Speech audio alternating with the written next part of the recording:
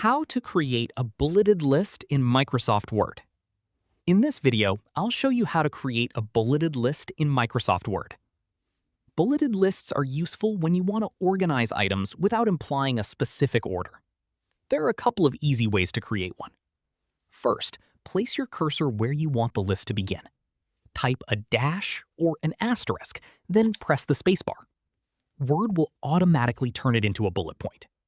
Now, type your first item and press Enter. Word will create a new bullet on the next line.